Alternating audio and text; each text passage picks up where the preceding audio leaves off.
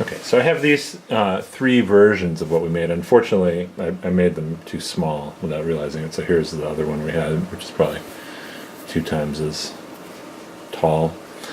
But let's look at this one first, and maybe we can take the other ones away and zoom in on a little bit more to make it show better on camera.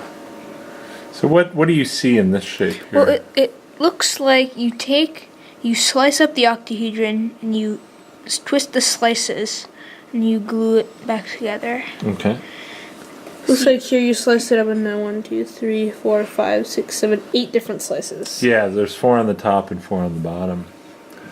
And then what do you do with those slices? And then you rotate each slice. So you looks like you keep the top and bottom the same. Okay. You rotate the first slice a little bit. You rotate the second slice a bit more than you did the first one. Uh-huh. The fourth a bit more than you did the third, and so on. Can you spin it around? So. Slower. Oh, okay. There. So there's the slices. Okay. So this one had 4 on the top and 4 on the bottom. This next one I made had, I think, 8 on the top and 8 on the bottom. It's like somewhere around that. Okay. So you had to move each slice less, so it starts to look more and more like our big one. Yeah. And what can you tell me about the volume? What can you tell me about the volume of this compared to the volume of the original tetrahedron? Octahedron. It stays the same because the slices are still the same slices, but you're just twisting them. Yeah, the slices are still the same slices. So this shape has the same volume as this shape, which has, oops, I went out of the camera. This shape has the same volume as this shape, which has the same volume as the original octahedron. Okay, and then I made one next that has 16 slices? 16 slices. So that has the same area, but it starts to It look has the same what? same volume.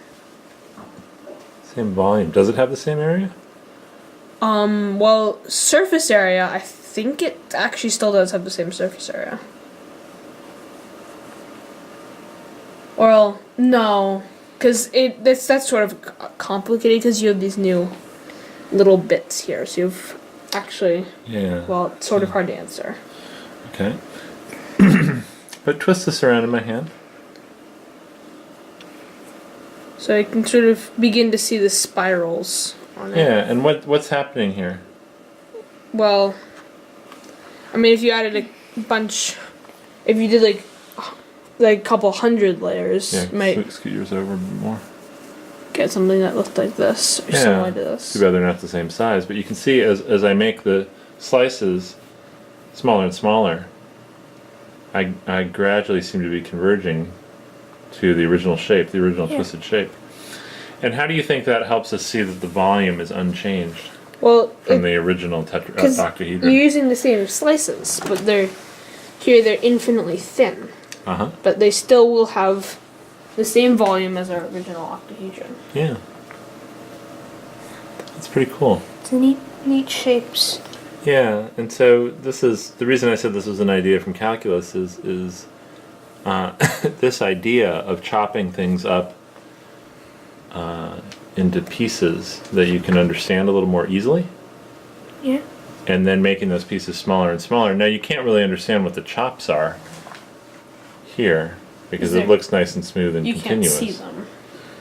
They're too small. But you can understand the chops in these other shapes I made. And that helps you sort of see the idea that the volume's not changing. Yeah.